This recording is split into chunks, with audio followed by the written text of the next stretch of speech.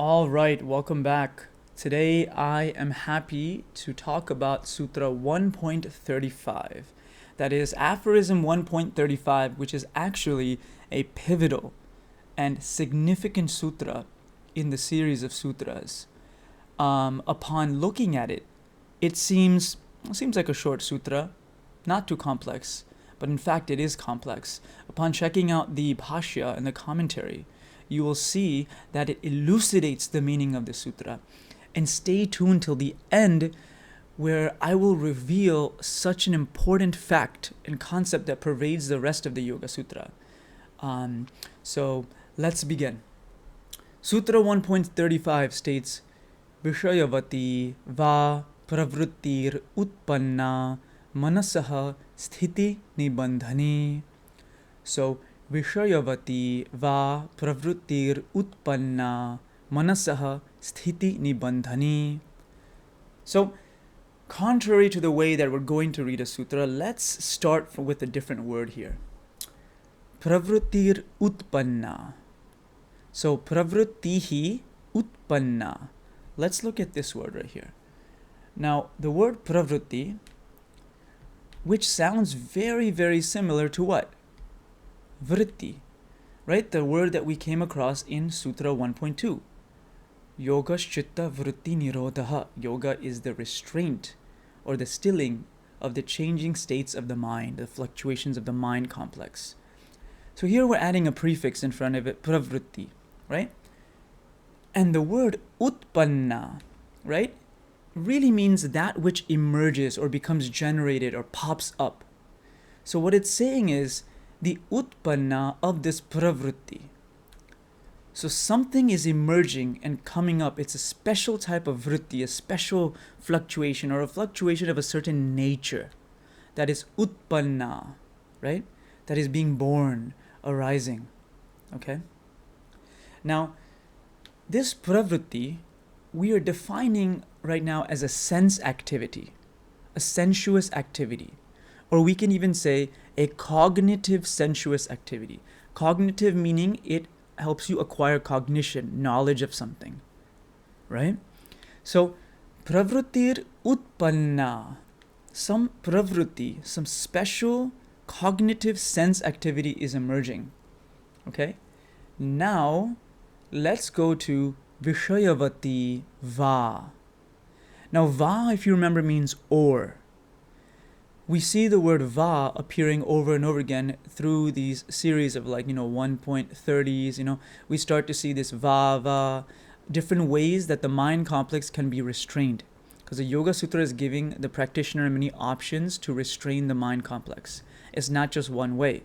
So this is one of the many ways that are being presented, right?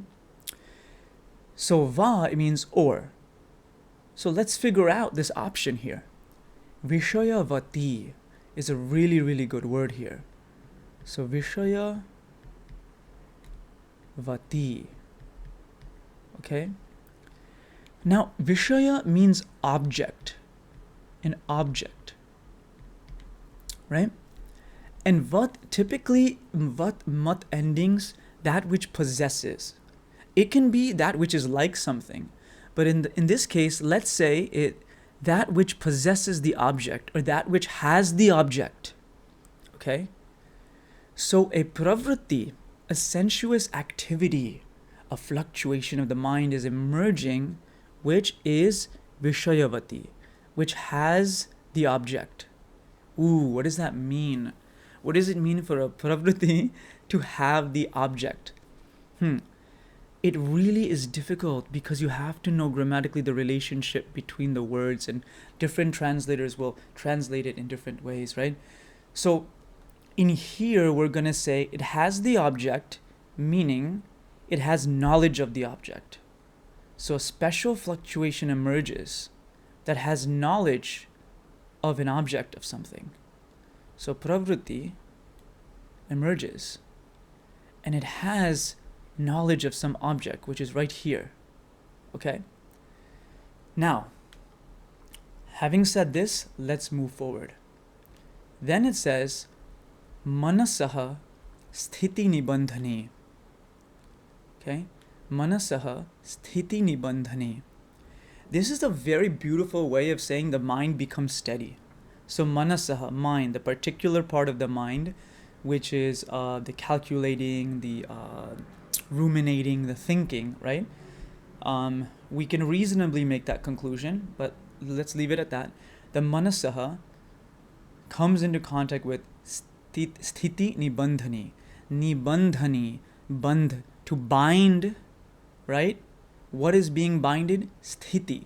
The mind is being binded with steadiness. That is a really beautiful way of saying the mind is steady. It's becoming bound to it. It's being attached to steadiness. In under what circumstance? So the mind becomes attached or bounded to steadiness when pravrittir utpanna, that is vishayavati. When a pravritti emerges that has the nature of the object itself, that pravritti is bounded to steadiness. You see, that's important. We have to narrow this down here. Now, what is being said when we go into the commentary? This is what's being said. So the Vyasa commentary, okay? When one meditates on the tip of the nose, when you meditate on the tip of the nose, let's say the nostril, etc., right? A smell, a gandha, which means smell, emerges. This is the pravritti, the smell or gandha pravritti. This is a special sensuous activity that is cognitive, which gives knowledge of something. What does it give knowledge of? Well, it gives knowledge of the very smell itself.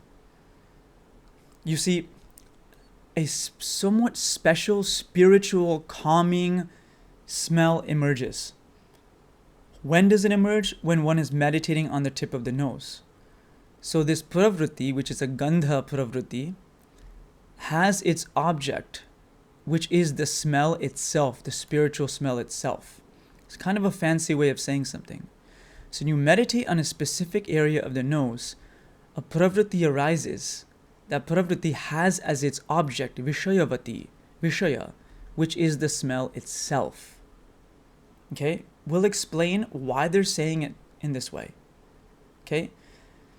Then when you meditate on the tip of the tongue, rasa, taste pravritti emerges. And that taste pravritti has the object of the taste itself, that sensuous, spiritual taste of something. When you meditate on the palate, rupa, the color or the form of something emerges. That sensuous activity, pravritti, has as its object the color and the form itself. The rupa. You meditate on the middle of the tongue, right? Sparsha pravritti emerges. That has as its object the knowledge of sparsha itself, the touch, a spiritual touch, right? And finally, you meditate on the root of the tongue. The shabda pravritti emerges. That sensuous cognitive activity has shabda as its object itself. And all of these, which are the object of the pravritti that we're looking at here, they're all sthiti nibandhani. They all bind the mind to calmness. So they're not just average smells, average taste, average color, touches, and sounds. They're special. They bind the mind to peacefulness. Okay? So, why such a complicated way of saying it? It's saying a pravritti arises, and it's the smell pravritti. Then, isn't that all we really need to say? Why do we need to say that the smell, gandha, pravritti emerges and has as its object the gandha? Why do we need to say that the taste, rasa pravritti emerges and has as its object the taste, the rasa? Why can't we just say that's equivalent to it? Because later on, what it says is very, very important. It says that when you meditate on the moon, or when you meditate on the sun, or when you meditate on a light, or whatever it is, let's say there's alamana, the object of meditation, right? If you meditate on the moon, let's say, right? in your mind, your eyes are closed. Remember, pratyahara, which we'll get to. Your mind, your senses are withdrawn. You're meditating. You're going inwards. You have no contact with the outside world, right? So one could become suspicious of like what's going on in the inside world. How do you know you're accessing anything outside of yourself in the outer world, right?